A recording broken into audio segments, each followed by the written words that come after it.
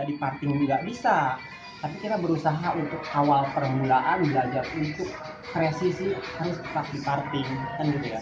Nah kalau seperti ini bisa pakai namanya yang disebut ini apa namanya, clipper overtop.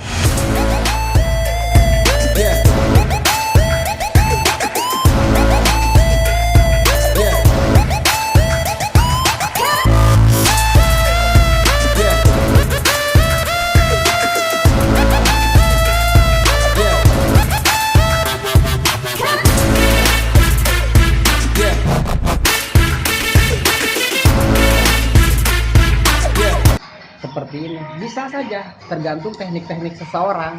Kalau gue mungkin karena udah terbiasa ya, jadi bisa secara horizontal, itu enggak, bukan vertikal. Kalau masih baru kita harus tahu belajar vertikal.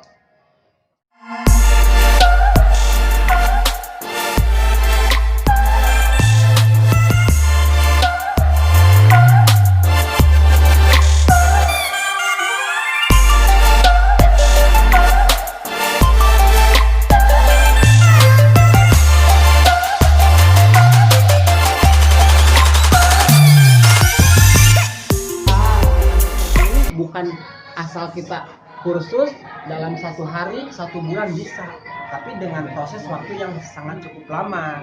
Makanya kita harus benar-benar tekun, belajar sungguh-sungguh, jangan main-main. Kalau kalian ingin menjadikan profesi ini benar-benar ada penghasilan buat kalian untuk kedepan kalian, seperti itu.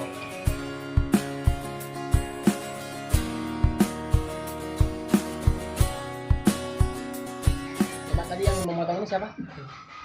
Kamu tahu area 1 mana? Area 1. Area 2-nya mana?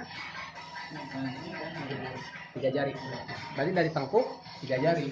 Menurut jari kamu.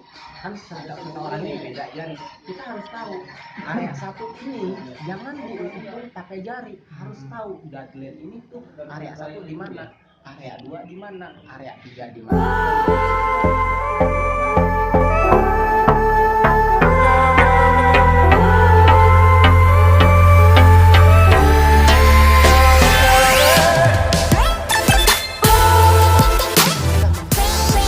Titik-titik area dan batas-batasan area kepala.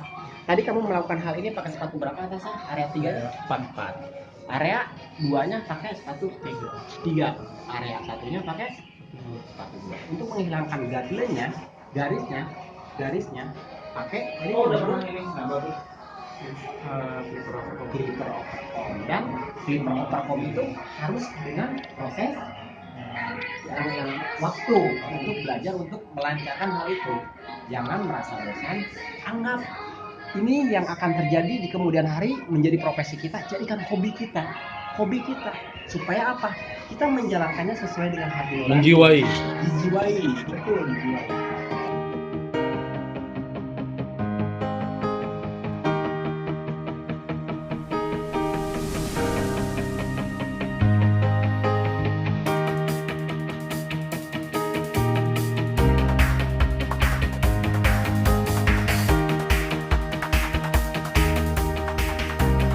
terbiasa. Yakinkan itu.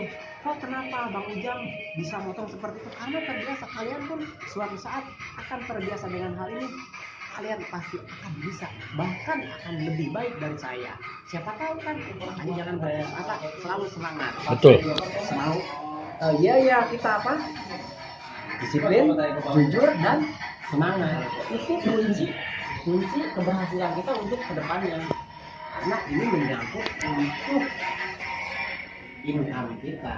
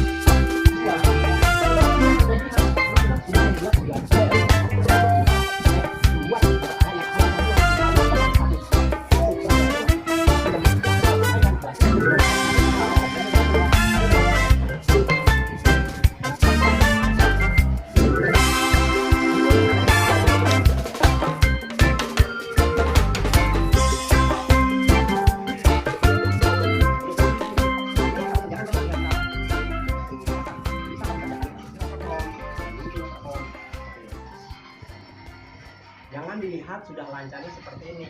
Pastikan kita suatu saat pasti bisa dengan proses waktu belajar. Contoh ketua kita waktu dulu ya, gimana? Sasa.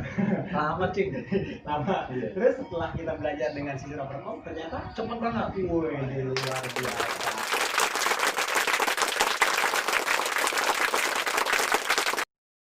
Nah, itulah ya kan pembelajaran, proses pembelajaran. Ini kan model anak. Iya. Nah, seperti itu. Jadi ini sebenarnya mempercepat kerjaan. Kalau Karena kita mengandalkan sasak, berapa menit? kapan kita dapat uangnya kalau Dapat nanti uang. sudah leading, Ah, sudah terjun di lapangan. Ya. Makanya kita harus punya apa target dalam satu customer harus selesai dengan durasi berapa waktu, kan seperti itu. Harus dengan selesai berapa waktu, kita harus punya target.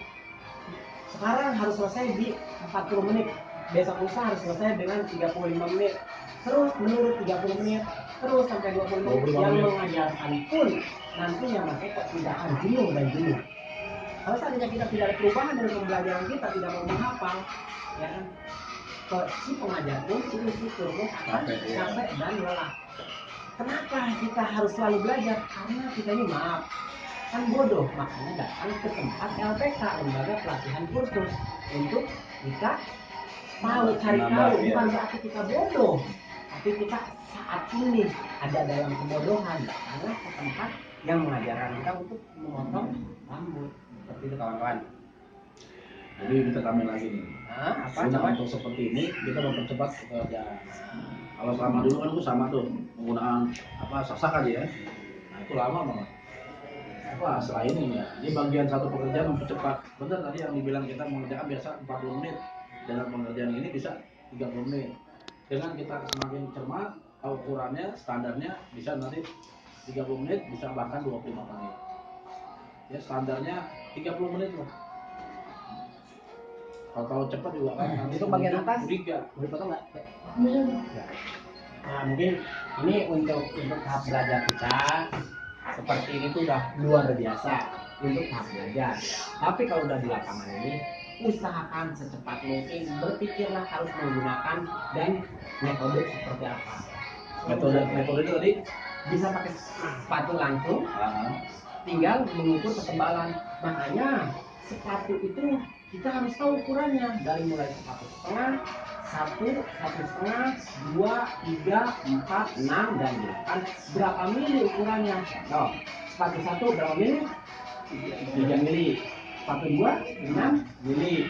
Sepatu 3 dia ukuran 10 mili, yaitu 1 cm. Ukuran 4, 1,3 mili. Nah, nomor 6, 1,9. Dan yang terakhir 8 di ukuran 2,5 mm ya. Nah seperti itu, kalau kita memahami apa yang akan kita kerjakan, itu akan mempersingkat pertama durasi waktu, kedua akan mempermudah kita bekerja, dan tidak akan menimbulkan kekosongan di dalam kita. Seperti itu kawan. Nah, selebihnya dari yang tadi sepatu tadi, yang kembali lagi dengan menggunakan sisir overall. Nah, dengan sayang sih ini nggak dipotong ya atasnya. Kalau dipotong atasnya, gua praktekkan semuanya. Bisa pakai atasnya. Ini cuma contoh doang ya, contoh doang, jangan dipotong ya. Sorry ya, sorry. Kita potong dengan, ada yang menggunakan seperti ini. Yang tadi ini namanya apa? Apa? Lihat kan, clipper, sisir overcom. Ada yang menggunakan sisir dengan sasar, yaitu sasar itu apa? Penipis. Selain penipis dan sasar apa namanya? Trimming. Terus ada juga yang menggunakan tangan dan gunting. Ya kan, beraneka ragam cara metode kalian melakukannya seperti apa. Nah, seperti itu. Ini udah nih, seperti ini. Nah, seperti itu. Itu mah hanya gambaran saja ya. Nah, untuk pematingan ini, sini. Siapa tadi yang ingin tahu? Ini Bang. Untuk memisahkan antara bagian atas dan bawah, walaupun sudah dipating, kita harus teliti untuk menghasilkan hasil yang maksimal. Kita pating lagi, mana yang lebihnya, nah, biar dilihatnya elok, indah ya. Nah, dari sini tuh harus dirapihkan kembali, dicek ulang, bukan checkpoint aja ya. Kita kan ada yang lebih nih, bisa pakai sisir begini. Oke. Di sini juga ada yang menggunakan sepatu, beberapa ukuran sepatu dengan menggunakan mesin ini, baik dari arah